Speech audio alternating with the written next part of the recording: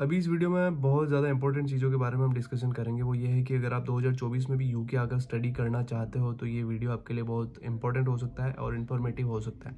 सबसे पहले तो आप चैनल को सब्सक्राइब कर लो। तो अब हम बात करने वाले हैं इस वीडियो में, पहले जो चीज़ें थी वो बिल्कुल डिफरेंट थी, अब जो चीज़ें हैं बिल्कुल डिफरेंट है। बहुत सारे रूल्स चेंज हो चुके हैं। पहले आप स्टूडेंट वीज़ा पर आते थे, आप वीज़ा चेंज करवा सकते थे, कन्वर्ट करवा सकते थे। आप हेल्थ केयर की वीज़ा लेते थे तो उसमें आप डिपेंडेंट्स को ला सकते थे। अब ना तो आप डिपेंडेंट्स को ले जा सकते हो हेल्थ केयर वाले वीज़ा में, ना आप स्टडी वीज़ा से सीधा चेंज करवा सकते हो। आपको 12 महीने की स्टडी एटलीस्ट कंप्लीट करनी पड़ेगी।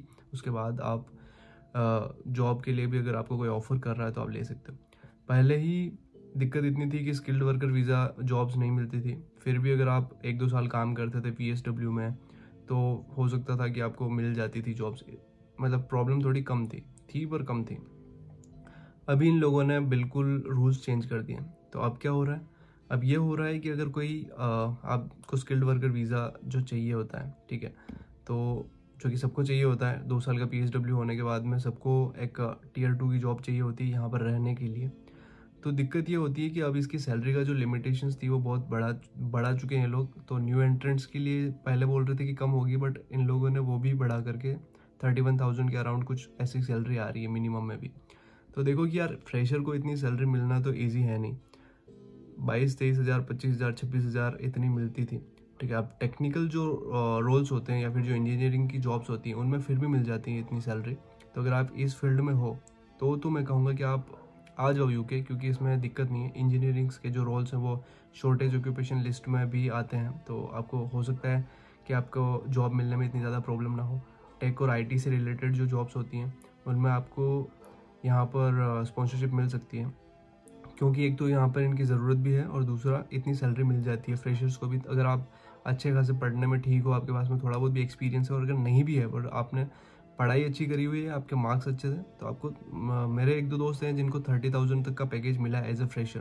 तो आप PSW में 2 साल काम करोगे तो 35,000 36,000 ऐसा तो कुछ हो ही जाएगा। 30,000 से तो ऊपर हो ही जाएगा। और अगर आपको 25-26,000 का भी पैकेज मिलता है PSW में, तो आप 2 साल काम करके तो 30,000 से ऊपर ले जा सकते हो। उसके लिए बहुत ज़्यादा स्किल्स की ज़रूरत होती है, बहुत सारी चीज़ें बैकग्राउंड में चाहिए होती हैं, वो भी आपको कंसिडर करनी पड़ती हैं। ऐसा नहीं है कि खाली डिग्री से आपको ये सब मिल जाएगा। बट टेक, IT, इंजीनियरिंग ये सब अगर आपका फील्ड नहीं है तो आपको बहुत ज़्यादा सीरियसली इस बारे में सोचने की ज़रूरत है कि आपको यूके आना चाहिए या नहीं आना चाहिए। क्योंकि जो 3 साल पूरे हो जाएंगे ना, जब आपको जॉब नहीं मिलेगी, देखो 3 साल में भी 2 साल ही, एक तो आपका मास्टर्स जब चल रही होगी आपको पता भी नहीं चलेगा 1 साल कैसे निकलेगा, उसमें आप फुल टाइम जॉब नहीं कर सकते। फिर दूसरा आता है आपका PSW का 2 साल, उसमें आपको 1 साल तक तो आपको कुछ नहीं पता चलेगा। उसमें आप जॉब करोगे, आपको पैसा वैसा आप रिकवर करोगे, जो बहुत सारे खर्चे होंगे, नया नया पैसा आएगा, आप थोड़ा घर भेजोगे, थोड़ा खुद पे खर्च करोगे। फिर जो लास्ट का 1 साल रहेगा ना, तीसरा साल, उसमें आपको पता चलेगा कि यार अब 1 साल बचा है, अब मैं क्या करूँ। तो अगर उसमें ये सीन रहता है कि अगर आप मास्टर्स में जब आते हो तब से प्रिपेयर करना स्टार्ट कर देते हो तो आपके लिए इजी रहता है। बहुत सारी चीज़ें इजी हो जाती है। इंटरव्यू वगैरह कैसे वर्क करते हैं, कितनी जगह अप्लाई करना पड़ता है, तब जगह जॉब मिलती है नहीं मिलती है, कितने इंटरव्यू में रिजेक्शंस वगैरह, सारा कुछ आप सॉर्ट आउट कर लोगे। और हो सकता है आपको तीसरे साल में जाते जाते या सेकेंड ईयर में भी बहुत सारे लोगों को मिल जाती है स्पॉन्सरशिप, तो आपको मिल जाए। बट अगर आपने नहीं किया ऐसा कुछ तो 3 साल बाद में आपको वापस इंडिया जाना ही पड़ेगा। क्यों? क्योंकि यहाँ पर आप कुछ कर नहीं पाओगे, आपको स्पॉन्सरशिप नहीं मिली तो आप क्या करोगे, आपके पास में कोई ऑप्शन है नहीं, ठीक है। आपकी स्टडी हो चुकी है, आपने जॉब भी ट्राई कर लिया, 1-2 साल का नहीं हुआ तो आप इंडिया जाओगे, क्योंकि या फिर आप किसी और कंट्री में मूव होना चाहते हो तो एक अलग बात है, उसके बारे में भी आप सोच सकते हो। बट अगर आपका मेन गोल ये है कि आप यूके आने के बाद में अगर कुछ नहीं हुआ और आप वापस किसी और कंट्री में मूव होने का सोच रहे हो तो पहले ही उसी कंट्री के बारे में प्रिपेयर करो। जैसे जर्मनी एक अच्छा ऑप्शन हो सकता है, कनाडा हो सकता है, आयरलैंड हो सकता है। क्योंकि आयरलैंड में मैंने सुना है कि कहीं 2 या 3 साल में भी यहाँ पर PR होने के चांसेस होते हैं, बट यूके में ऐसा नहीं है। तो मेरे कहने का मतलब यही है कि आप पहले से माइंड में ये सब चीज़ें क्लियर करके आओ। यहाँ पे आने के बाद में आपको लगता होगा कि यूके जाने के बाद में या किसी भी और कंट्री में मूव होने के बाद में आपकी लाइफ में बहुत ज़्यादा चेंजेस आ जाएंगे, आप बहुत ज़्यादा मतलब कहीं और ही दूसरी दुनिया में चले जाओगे। बट ऐसा नहीं है, आपको यहाँ पे आने के बाद में भी यहाँ के अलग स्ट्रगल्स होते हैं। देखो इंडिया से लाइफ नो डाउट बेटर होगी, आपके पास में ज़्यादा पैसा होगा, पैसे के मामले में बेटर होगी और किसी मामले में बेटर नहीं होने वाली है। ऐसा मत सोचो कि आप कुछ एक अलग इंसान बन जाओगे। यहाँ पर रहने वाले ज़्यादा प्रॉब्लम्स में भी रहते हैं, ऐसा नहीं है, और स्ट्रगल भी ज़्यादा करते हैं। अगर इंडिया में हो तो हो सकता है फिर भी कि घर वाले आपको हेल्प कर दें, बट यहाँ पर चीज़ें ऐसी नहीं है, सारी चीज़ें खुद ही करनी पड़ती हैं, जो कि कर भी लोगे इतनी कोई बड़ी बात नहीं है और पैसा भी खूब आता है। बट इसमें भी बहुत सारे अलग अलग चैलेंजेस हैं कि अगर आपको कहीं पर लगाने पड़ रहे हैं तो पैसे लगते भी बहुत ज़्यादा है। वीज़ा चेंज करना है, मूव कंट्री में दूसरी कंट्री में मूव होना है, या फिर आपको कुछ भी करना है, जैसे कि आप रेंट पे रह रहे हो कहीं पे भी, तो बहुत खर्चा भी खूब दबा के होता है। वो चीज़ भी एक अलग है, उसके बारे में भी आप जानोगे जब आप यूके आओगे या किसी भी और कंट्री में मूव होगे, तो ये सब चीज़ें आपको पता चलेंगी।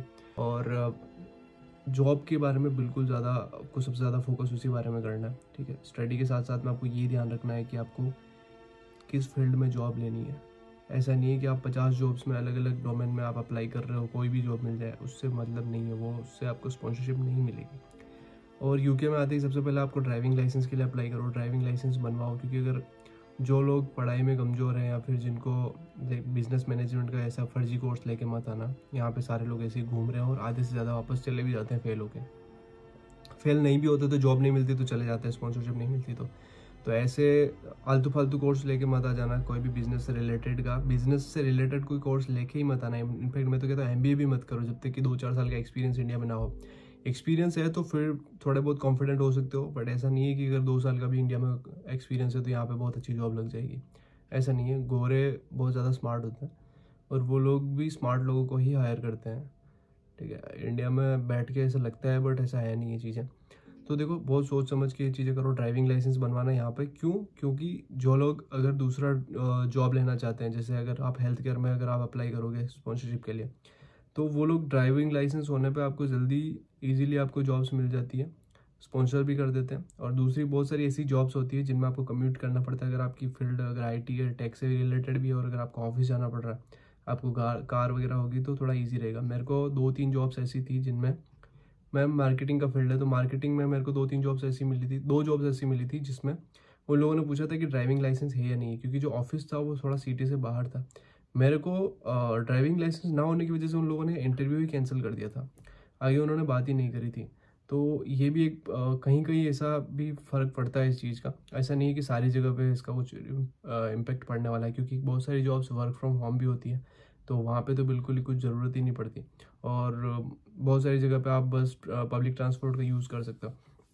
यह है प्लस, यहाँ पर यहाँ करके आप जो सर्टिफिकेशंस वगैरह हैं वो कर सकते हो। और इंग्लिश को बहुत ज़्यादा आपको सुधारना है, आपकी जो कम्युनिकेशन स्किल्स हैं उनके ऊपर ध्यान देना है, ताकि आपको बोलने में आप जितना ज़्यादा फ्लुएंट होगे तो आपको जो इंटरव्यू में वो लोग यही चीज़ देखते हैं कि ये कैसा है बोलने में, इसकी कम्युनिकेशन स्किल्स कैसी है, ये प्रेजेंट कैसे कर सकता है चीज़ों को, आप उनको एक्सप्लेन कैसे कर सकते हो, ठीक है। एक और इम्पोर्टेंट चीज़ आपको बताता हूँ कि आपको जब यूके आ रहे हो तो छोटी सिटीज़ का ट्राई करो। छोटी इन द सेंस ऐसा नहीं कि बिल्कुल ही छोटी, मतलब मीडियम टाइप की जो सिटीज़ होती हैं, जो ज़्यादा बड़ी नहीं होती, क्योंकि बड़ी सिटी जैसे लंदन हो गया, एडिनबरा, ग्लासगो, बर्मिंघम, जितनी बड़ी सिटी होगी उतना ज़्यादा आपका एक्सपेंसेस रहेगा, आपका लिविंग कॉस्ट बहुत ज़्यादा रहेगा, आपका रेंट, आपका जो ग्रोसरी, आपका डेली कम्यूट करने का जो रहेगा, आपका बस ट्रेन जिससे भी कर रहे हो, तो बहुत खर्चा हो जाता है ये 10-10, 15-15 पाउंड करके। तो ये एक बड़ा पैसा जो होता है आपका ऐसी फालतू की चीज़ों में चला जाता है। फालतू की चीज़ें नहीं है वैसे, देखो रहने खाने पर अगर खर्च करना अच्छी बात है, बट अगर आप वही सेम चीज़ अगर आप किसी दूसरी सिटी में मूव होकर के कम पैसों में कर सकते हो, तो आप खुद ही सोच लो मैं क्या कहना चाह रहा हूँ। ऐसा है कि देखो, जॉब्स की दिक्कत रहती है, जॉब्स के लिए आपको बहुत वो करना पड़ेगा, बट अगेन अगर आप लंदन में ज़्यादा भी कमा रहे हो तो खर्चा भी तो ज़्यादा हो रहा है। तो मैंने और वीडियोस बनाए हैं जिसमें ये भी बताया कि जर्मनी, आयरलैंड और कनाडा एक अच्छा ऑप्शन हो सकते हैं यूके में पढ़ने के बाद। बट अगर कोई इंडिया से प्लानिंग कर रहा है तो वो सीधा जर्मनी के लिए जा सकता है, या फिर आयरलैंड, कनाडा या ऑस्ट्रेलिया जा सकता है। तो मैं और वीडियोस बनाऊंगा जिनमें इनके बारे में डिटेल से वीडियोस मतलब इन्फॉर्मेशन दूंगा कि आप किस तरीके से यूके की बजाय उन कंट्रीज़ में जा सकते हो, और वहाँ का जो रूल वगैरह आगे का सिस्टम होता है वो क्या कैसे ईजी रहता है यूके से। तो इस वीडियो में फ़िलहाल इतना ही, मिलते हैं किसी और वीडियो में, तब तक के लिए चैनल को सब्सक्राइब कर दो और बेल आइकन को दबा दो।